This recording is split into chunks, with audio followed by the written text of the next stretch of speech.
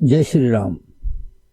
आज इस वीडियो में हम चंद्र और मंगल के संबंधों पर आधारित धनयोग के बारे में बात करेंगे। देखिए, चंद्रमा और मंगल का धनयोग होता है, बहुत ही सशक्त धनयोग होता है। सबसे पहले हम ये जानने का प्रयास करेंगे कि चंद्र और मंगल का धनयोग कैसे बनता है। देखिए, चंद्रमा जो होता है वो मानसिक शक्ति का कारक होता है और जो मंगल होता है वो एनर्जी का कारक होता है। जब मानसिक शक्ति और एनर्जी मिल जाए तो व्यक्ति पूरे उत्साह के साथ में काम करता है और जिस काम को करता है उसके अंदर वर्चस्व साबित करता है। कोई व्यक्ति यदि किसी काम में वर्चस्व साबित कर देता है तो उसे सफलता निश्चित रूप से मिलती है, और जब सफलता मिलती है तो धन की प्राप्ति तो अपने आप ही हो जाती है। इस प्रकार से चंद्र मंगल के इस योग में बुद्धि और मानसिक शक्ति का मिलाप होता है ऊर्जा के साथ में। इसलिए जब बुद्धि और ऊर्जा दोनों मिल जाती है तो व्यक्ति कुछ प्रोड्यूस करता है और फलस्वरूप जो है धन मिलता है। इसीलिए इस योग को जो है धन योग भी कहा जाता है और इसे महालक्ष्मी योग भी हम कहते हैं। अब यह योग पूरी तरह से चंद्रमा और मंगल के आपस के संबंधों के आधार पर बनता है। अब ये संबंध जो है 3 प्रकार से स्थापित हो सकते हैं। यदि चंद्रमा और मंगल आपस में युति कर ले तो ये धनयोग बनता है, परंतु ये युति जो होती है ये डिग्री पर आधारित होनी चाहिए, क्लोज कंजंक्शन होना चाहिए। यदि 2 ग्रहों के बीच में 5 डिग्री या 5 डिग्री से कम का अंतर है तो ये योग अत्यंत ही प्रभावशाली बन जाता है। परंतु जैसे ही ये योग 5 डिग्री के बाहर निकल जाता है तो धीरे धीरे इसका जो है प्रभाव कम होना शुरू हो जाता है। इसलिए एक अच्छा धनयोग वही है जिसके अंदर चंद्र और मंगल की युति हो और युति 5 डिग्री या 5 डिग्री की कम अंतर से हो। अब इसके बाद आता है राशि परिवर्तन। यदि 2 ग्रह आपस में एक दूसरे की राशि के अंदर जो है बैठ जाए तो इसे हम राशि परिवर्तन कहते हैं, और ये भी एक सशक्त योग होता है। जैसे मान लीजिए चंद्रमा जो है मंगल की मेष राशि में बैठ जाए या वृश्चिक राशि में बैठ जाए और मंगल भी चंद्रमा की कर्क राशि में बैठ जाए, यानी कि दोनों ही ग्रह एक दूसरे की राशि में बैठ जाए तो इसे राशि परिवर्तन या एक्सचेंज योग कहते हैं।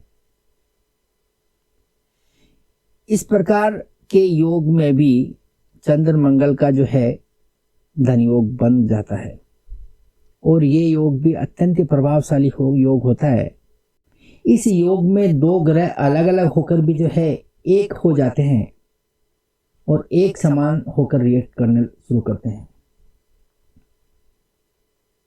अब इसके बाद आती है परस्पर दृष्टि। यदि दोनों ग्रह आपस में एक दूसरे को दृष्टि दे, एक दूसरे के अपोजिट दिशा में हो, तो इसे हम धनयोग मानते हैं। तो इस प्रकार से जो है चंद्र और मंगल के अंदर संबंध स्थापित हो जाता है तो एक धनयोग की निर्मित होती है। और ये चंद्र और मंगल का जो धनयोग है अपने आप में विशेष है। बाकी सब धनयोगों से ये धनयोग जो है थोड़ा अलग प्रतीत होता है। अलग इसलिए इसे समझने का हम प्रयास करेंगे। देखिए, इसके पीछे जो है एक लॉजिक है। चंद्रमा और मंगल 2 ऐसे ग्रह हैं जो पृथ्वी के सबसे ज्यादा करीब है। पृथ्वी के ज्यादा करीब होने के कारण इन ग्रहों की ऊर्जा पृथ्वी तक जो है डायरेक्ट पहुंचती है और स्पष्ट रूप से पहुंचती है। इसलिए जब आकाश में चंद्र और मंगल का आपस में संबंध हो और ठीक उसी समय यदि किसी व्यक्ति का जन्म होता है तो उस व्यक्ति के अंदर चंद्र और मंगल की ऊर्जा भरपूर मात्रा में पाई जाएगी। या हम इसे इस तरह से भी कह सकते हैं कि उस व्यक्ति के अंदर चंद्र और मंगल से संबंधित योग्यताएं भरपूर मात्रा में पाई जाती। योग्यताएं किस प्रकार की? आप चंद्र की कारकत्व को लीजिए। चंद्र जो है मानसिक शक्ति का कारक है, मन का कारक है, भावनाओं का कारक है और भी अनेक प्रकार के कारक तत्व चंद्र के हैं। तो ये सभी कारक तत्व से संबंधित गुण धर्म है उस व्यक्ति के अंदर निश्चित तौर पर पाए जाएंगे और पर्याप्त मात्रा में पाए जाएंगे, क्योंकि उस व्यक्ति के पास चंद्रमा की एनर्जी डायरेक्ट पहुंची है, पर्याप्त मात्रा में पहुंची है।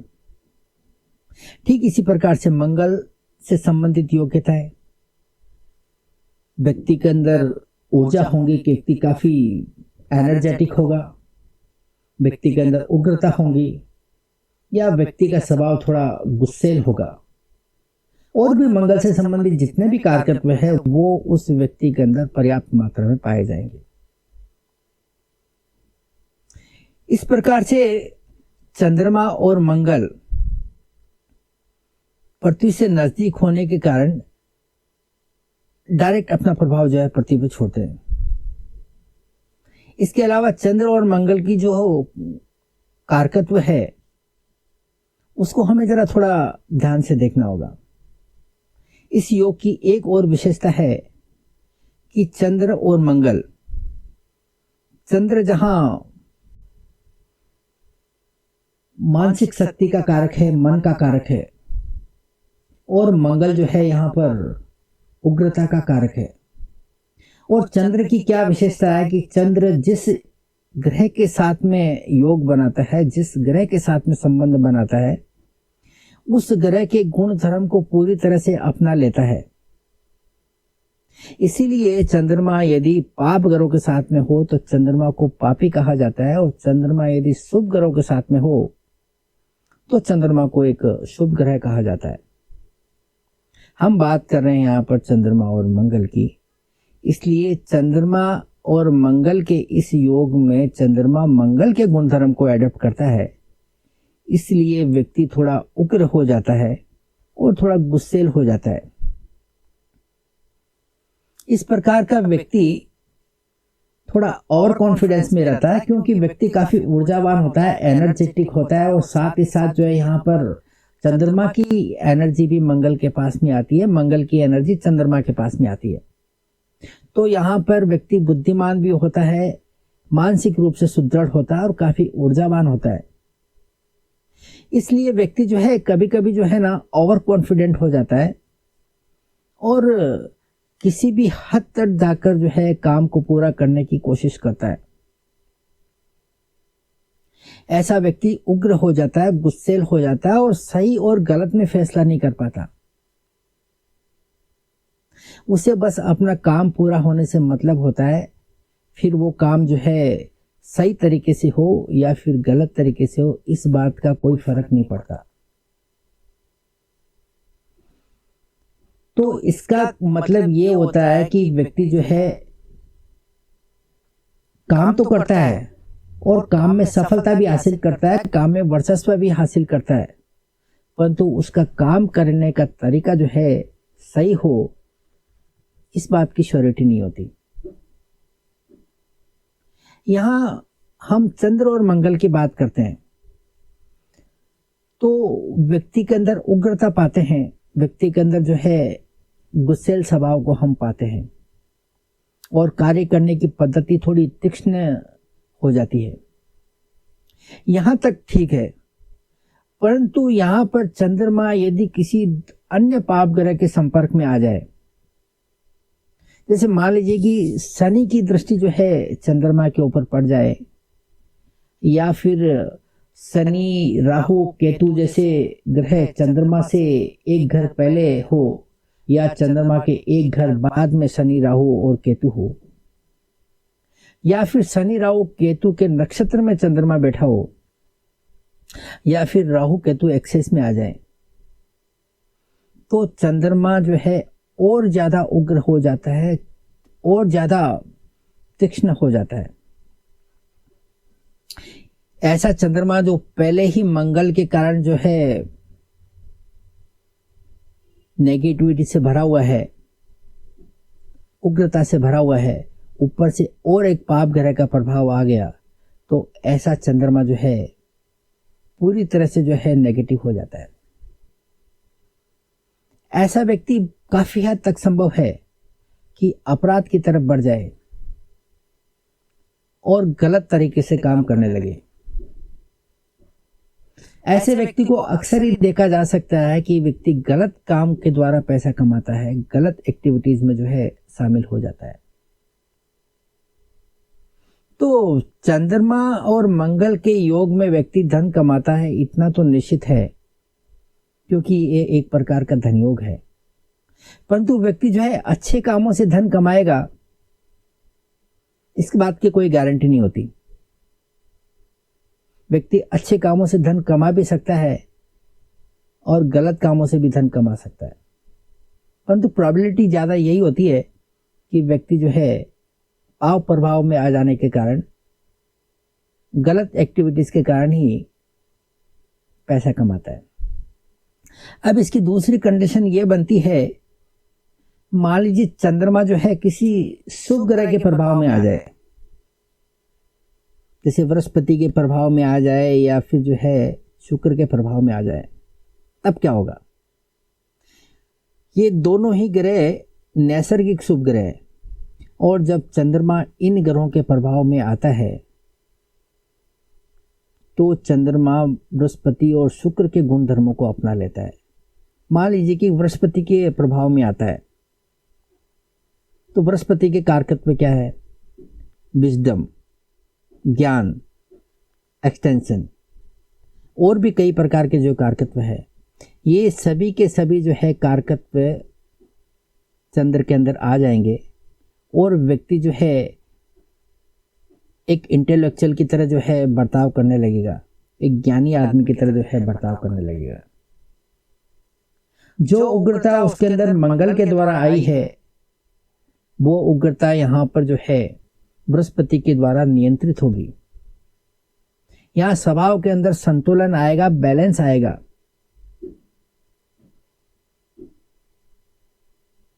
और ये योग जो है एक पॉजिटिव रूप में जो है काम करना शुरू करेगा। बृहस्पति जो है यहाँ एक्सटेंशन का कारक है और चंद्र मंगल एक धनयोग है, तो बृहस्पति के प्रभाव में आने के कारण ये धनयोग जो है का एक्सटेंशन होगा और व्यक्ति की जो है धन कमाने की क्षमता जो है काफी हद तक बढ़ जाएगी। इसके अलावा बृहस्पति समझ जिन घरों को लेकर चलता है, उन घरों से व्यक्ति को जो है सपोर्ट मिलना शुरू होगा। मान लीजिए कि मिथुन लगन की कुंडली है और मिथुन लगन में बृहस्पति चतुर्थ भाव का अधिपति होता है और साथ ही साथ जो है 7th हाउस का जो है अधिपति होता है। चतुर्थ भाव का अधिपति होने के कारण व्यक्ति को मां का सपोर्ट मिलेगा और जो चतुर्थ भाव के कारकत्व है उनका सपोर्ट व्यक्ति को मिलना शुरू होगा। साथ ही साथ जो है बृहस्पति 7वें घर का अधिपति होने के कारण व्यक्ति को अपने बिजनेस में पार्टनर के द्वारा सहयोग मिलेगा। 7वें घर का संबंध कस्टमर से है, तो व्यक्ति को कस्टमर के द्वारा सपोर्ट मिलना शुरू होगा। 7वां घर लाइफ पार्टनर का होता है, तो इस धनयोग में व्यक्ति को अपने लाइफ पार्टनर के द्वारा सहयोग प्राप्त होगा। तो इस प्रकार बृहस्पति के प्रभाव में आने के कारण चंद्र और मंगल पर आधारित ये धनयोग जो पहले उग्रता को प्रदर्शित कर रहा था, वहीं अब ये योग जो है बैलेंस हो गया है, ये योग संतुलित हो गया है। इसी प्रकार से यदि शुक्र यदि चंद्रमा को प्रभावित करे तो शुक्र या नैसर्गिक रूप से जो है धन संपत्ति और वैभव का कारक है, वो जब इस धन योग में शामिल होगा तो इस धन योग को जो है और बढ़ावा देगा और ये धन योग और ज़्यादा प्रभावशाली हो जाएगा। तो इस प्रकार से चंद्रमा यदि किसी शुभ ग्रह के प्रभाव में आता है तो ये धन योग जो है पूरी तरह से जो है बदला बदला सा प्रतीत होता है। ये एक चंद्र और मंगल के इस योग की जो है सबसे बड़ी खासियत होती है। चंद्र और मंगल के अलावा जो दूसरे ग्रहों की स्थिति होती है वो इस योग को जो है काफी हद तक प्रभावित करती है। तो इस प्रकार से चंद्र और मंगल यदि एक दूसरे के साथ में संबंध बनाते हैं तो ये योग जो है एक्टिव हो जाता है। परंतु इस योग के अंदर जो है सबसे बड़ा जो कारक होता है वो चंद्रमा होता है, क्योंकि चंद्रमा ही वो ग्रह है जो धन का कारक होता है। और चंद्रमा यदि बली है तो ही ये धन योग को जो है बल मिलता है और ये धन योग जो है प्रभावशाली ढंग से काम करना शुरू करता है। परंतु यदि यहाँ चंद्रमा यदि कमजोर हो जाए तो फिर ये धन योग जो है कमजोर पड़ जाता है और फिर इस धन योग के अंदर कुछ ज्यादा बचता नहीं है। इसलिए यहाँ चंद्रमा का बलि होना बहुत जरूरी है और चंद्रमा का बलि होना इस बात पर निर्भर करता है कि चंद्रमा को पक्ष बल कैसा है। यदि चंद्रमा पक्ष बली है तो हम कह सकते हैं कि चंद्रमा जो है बली है। और पक्ष बल कैसे मिलता है? यदि चंद्रमा पूर्णिमा का है या पूर्णिमा के आसपास का है तो हम कह सकते हैं कि यह चंद्रमा जो है बलवान है। परंतु चंद्रमा यदि अमावस का या अमावस के आसपास का है तो फिर चंद्रमा जो है क्षीण माना जाता है और क्षीण चंद्रमा जो है इस धन योग को जो है बढ़ावा नहीं दे सकता। चंद्रमा कमजोर होने के कारण ये धन योग जो है कमजोर हो जाता है, या फिर यूं कहिए कि ये चंद्रमा जो है प्रभावहीन हो जाता है। ये धन योग जो है प्रभावहीन हो जाएगा। अब सवाल ये होता है कि हम अमावस या पूर्णिमा को हम कैसे देखें? यदि चंद्रमा सूर्य से करीब है, एकदम क्लोज डिग्री के कंजंक्शन में है, तो हम कहते हैं कि ये अमावस का योग है। परंतु यदि चंद्रमा सूर्य के एकदम अपोजिट दिशा में है तो हम कहेंगे कि ये पूर्णिमा है। साथ ही साथ जो है चंद्रमा सूर्य से जितना दूर होगा उतना ही ज्यादा प्रभावशाली होगा। तो इस प्रकार से हम पक्ष बल के आधार पर जो है चंद्रमा का बल निर्धारित कर सकते हैं और ये सबसे बड़ा प्रभावशाली तरीका है चंद्र के बल को निर्धारित करने का। अब चंद्रमा जिन ग्रहों के साथ में संपर्क में होता है वो ग्रह चंद्रमा के बल को निर्धारित करते हैं। चंद्रमा यदि शुभ ग्रहों के संपर्क में है, शुभ ग्रहों के साथ में जो है रिलेशनशिप में है, तो फिर ये योग जो है प्रभावशाली हो जाता है, चंद्रमा जो है बली हो जाता है।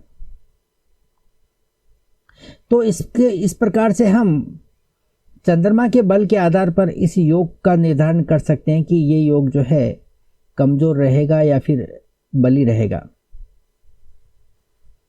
तो हमने इतना जो जान लिया है कि ये चंद्रमा और मंगल का योग जो है किस प्रकार से बनता है और ये किस प्रकार से काम करता है। परंतु योग का बन जाना ही काफी नहीं होता है। इस योग की स्ट्रेंथ को देखना बहुत जरूरी होता है। ये योग यदि स्ट्रांग हुआ, शक्तिशाली हुआ, तो हमें अच्छे रिजल्ट देता है। इसलिए इस धन योग की क्षमता जानने के लिए हमें सबसे पहले यह जानना पड़ता है कि इस योग को स्थान बल कैसा है। जो इस धनयोग के अंदर पार्टिसिपेट कर रहे हैं, चंद्रमा और मंगल, उन दोनों का जो है प्लेसमेंट कैसा है। यदि चंद्रमा और मंगल केंद्र में है या त्रिकोण में है या फिर धन से संबंधित स्थानों में है 2 और 11 में, तो हम कह सकते हैं कि चंद्रमा और मंगल को जो है स्थान बल मिला हुआ है। परंतु यही चंद्रमा और मंगल यदि 6, 8, 12 में बैठ जाए तो इस योग की स्ट्रेंथ जो है निश्चित रूप से जो है कम होती है, क्योंकि 6, 8, 12 में बैठने के कारण ग्रह कमजोर होता है और उसकी एनर्जी का लॉस होता है। अब हम बात करते हैं राशि बल की। चंद्रमा और मंगल यदि स्वयं राशि के अंदर बैठे हों तो इस योग को स्ट्रेंथ मिलती है। स्वयं राशि के अंदर बैठने का मतलब है कि आप अपने निर्णय बड़ी आज़ादी के साथ में ले सकते हैं। आपको अपने नतीजे लेने में किसी प्रकार की जो है दिक्कत नहीं आएगी। ये ठीक वैसा ही है जैसे आप अपने घर के अंदर बैठ के कोई फैसले करते हैं तो उसके अंदर किसी प्रकार की रोक टोक नहीं होती, कोई बंधन नहीं होता। परंतु आप यदि किसी दूसरे के घर में चले जाएं तो फिर आपको उसकी मर्जी के अनुसार जो है चलना होगा। यही बात ग्रहों पर लागू होती है। ग्रह यदि स्वयं राशि के अंदर बैठते हैं तो व्यक्ति अपने फैसले जो है स्वतंत्रतापूर्वक लेता है और व्यक्ति जो है सफलता अर्जित करता है और इस योग को जो है स्ट्रेंथ भी मिलती है। यदि ग्रह उच्च राशि के अंदर हो तो ग्रहों को जो है काफ़ी एनर्जी मिल जाती है, काफ़ी शक्ति मिल जाती है। उच्च राशि के अंदर बैठने का मतलब यह है कि आप जो भी काम करेंगे पूरी क्षमता के साथ में करेंगे। आपका संबंध जो है ऊंचे दर्जे के साथ में, ऊंचे दर्जे के लोगों के साथ में होगा। आप जो भी काम करेंगे ऊंचे दर्जे का काम करेंगे। आपकी सोच ऊंचे दर्जे की होगी। तो इस प्रकार से आप यदि ऊंचे दर्जे के काम करेंगे, ऊंचे दर्जे की सोच रखेंगे तो आपका धन लाभ भी ऊंचे दर्जे का ही होगा। परंतु यदि ग्रह नीच राशि के अंदर बैठ जाए तो क्या होगा? तो इस ग्रह की स्ट्रेंथ में कमी आएगी। स्ट्रेंथ में कमी आएगी, परंतु ग्रह योग, ये धन योग जो है अपना काम करना जारी रखेगा। स्ट्रेंथ में कमी आने का मतलब क्या है कि व्यक्ति उन लोगों के साथ में काम करेगा जो आपकी योग्यता से कम है। आप उस काम को करेंगे जो आपकी योग्यता से कम है या आपकी सोच का दर्जा थोड़ा नीचा रहेगा। इस वजह से आपका काम निचले दर्जे का रहेगा, तो आपका धन लाभ भी जो है उसी अनुपात में जो है निचले दर्जे का ही रहने वाला है। तो इस प्रकार से जो है नीच राशि के होने के कारण इस योग की स्ट्रेंथ में जो है कमी आती है। अब यदि ग्रह मित्र राशि के अंदर बैठ जाए तो व्यक्ति को काम करने की फ्रीडम मिलती है, और यदि शत्रु राशि में बैठ जाए तो इस योग की स्ट्रेंथ में कमी आती है, क्योंकि व्यक्ति को विपरीत परिस्थितियों के अंदर जो है काम करना पड़ता है। विपरीत परिस्थितियों के अंदर काम करने के कारण व्यक्ति की एनर्जी का लॉस होता है और इस ग्रह योग की स्ट्रेंथ में कमी आती है।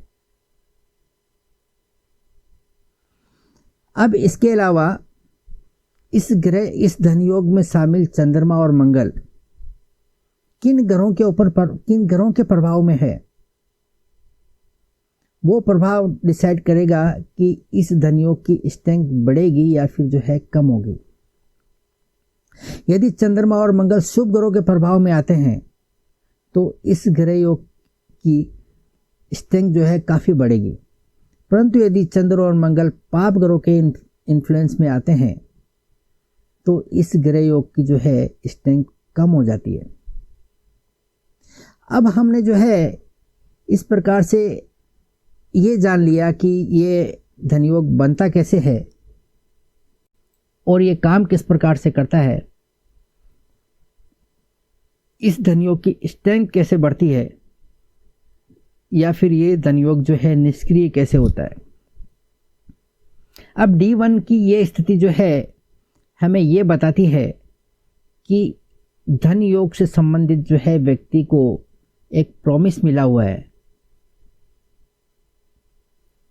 जब प्रॉमिस मिला है तो व्यक्ति को जीवन में जो है धन मिलेगा ही मिलेगा, परंतु इसको जो है वेरीफाई नवमांश कुंडली से करना जरूरी है। D1 में ये कंडीशन आपको जो है इस तरफ इशारा करती है कि व्यक्ति को धन लाभ हो सकता है, व्यक्ति धनी हो सकता है, परंतु होगा और निश्चित रूप से होगा, ये देखने के लिए हमें नवमांश कुंडली की तरफ जो है नजर दौड़ानी पड़ती है। क्योंकि लगन कुंडली होती है वो उस पेड़ की तरह से है जिसकी जड़ें मजबूत है और वो पेड़ मजबूत है,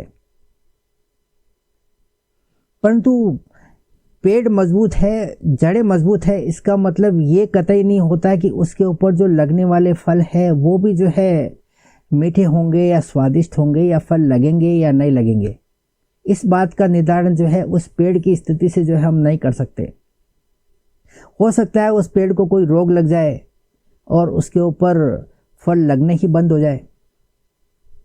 और ये जो नवमांश कुंडली होती है वो हमें पेड़ पे लगने वाले फल की तरह जो है बताती है। नवमांश लगन कुंडली यदि वृक्ष है, पेड़ है, तो नवमांश कुंडली उस पेड़ पर लगने वाले फल है। इस तरह से नवमांश कुंडली जो है हमें किसी योग की जो है पूर्णता को जो है बताती है।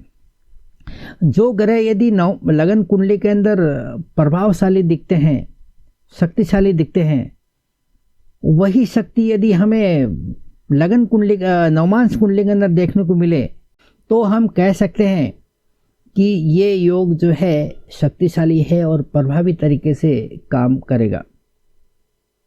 अब जैसे हमने जो है इस धन योग में शामिल चंद्रमा और मंगल का स्थान बल लगन कुंडली में देखा, ठीक उसी तरह से चंद्रमा का और मंगल का स्थान बल हमें नवमांश कुंडली में भी देखना होगा। यदि नवमांश कुंडली के अंदर भी दोनों ग्रह यदि केंद्र या त्रिकोण में है या फिर जो है 2-11 के अंदर है तो हम कहते हैं कि इस योग की स्थिति जो है नवमांश कुंडली के अंदर ही बरकरार है और ये योग जो है प्रभावी तरीके से काम करेगा। हमने चंद्रमा और मंगल का राशि बल लगन कुंडली के अंदर देखा, यही राशि बल हमें नवांश कुंडली के अंदर भी देखने को मिलता है। नवांश कुंडली के अंदर चंद्र और मंगल यदि स्व राशि में हो, उच्च राशि में हो या मित्र राशि में हो तो हम कह सकते हैं कि ये स्थिति जो है नवांश कुंडली के अंदर बरकरार है और ये धन योग की स्ट्रेंथ को जो है बताता है। साथ ही साथ जो है नवांश कुंडली के अंदर ग्रह यदि वर्गोत्तम हो जाए तो भी हम कह सकते हैं कि इस योग की स्ट्रेंथ जो है बनी हुई है। वर्गोत्तम का मतलब क्या होता है कि लगन कुंडली के अंदर जो ग्रह जिस भाव में बैठे होते हैं उसी भाव के अंदर यदि नवमांश कुंडली के अंदर बैठ जाते हैं तो हम कहते हैं कि ये ग्रह वर्गोत्तम हो गया है। और वर्गोत्तम होने का मतलब है कि आप जैसे दिखते हैं आप वैसे ही हैं, आपके अंदर किसी प्रकार का जो कोई दिखावा नहीं है, कोई प्रदर्शन नहीं है, आप जैसे अंदर से है वैसे ही बाहर से है।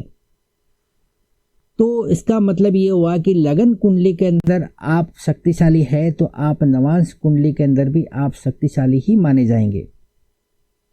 इसके अलावा चंद्र मंगल यदि नवांश कुंडली के अंदर पुष्कर नवांश है तो भी हम कहेंगे कि जो है ग्रह बली अवस्था में है। तो इस प्रकार से हम लगन कुंडली में ग्रहों की स्थिति देखकर उसकी स्ट्रेंथ को देखकर उसे हम नवांश कुंडली के अंदर वेरीफाई कर लेते हैं। और ग्रह यदि नवांश कुंडली के अंदर भी बली अवस्था में पाए जाते हैं तो हम किसी को स्टाम्प लगाकर कह सकते हैं कि ये ग्रह आपको जो है, ये ग्रह योग आपको जो है धन देगा ही देगा और निश्चित रूप से देगा। अब हमें इतना मालूम चल गया कि ये जो धन योग बन रहा है वो व्यक्ति को धन देने वाला है, परंतु ये धन कब मिलेगा इस बात का निर्धारण दशाएं करती है और इसके लिए हमें दशाओं की तरफ जाना पड़ता है। जब भी मंगल और चंद्र अपनी दशाओं के अंदर एक्टिवेशन में आएंगे तो व्यक्ति को धन की प्राप्ति होगी।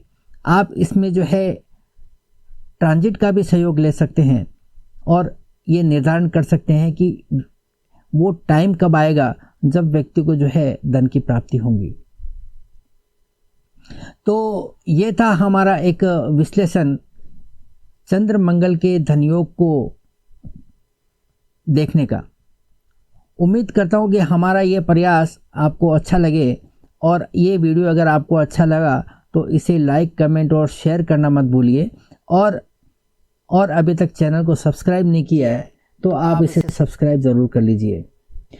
मिलते हैं अगले वीडियो में एक नई जानकारी के साथ में। तब तक के लिए इजाज़त। Thank you.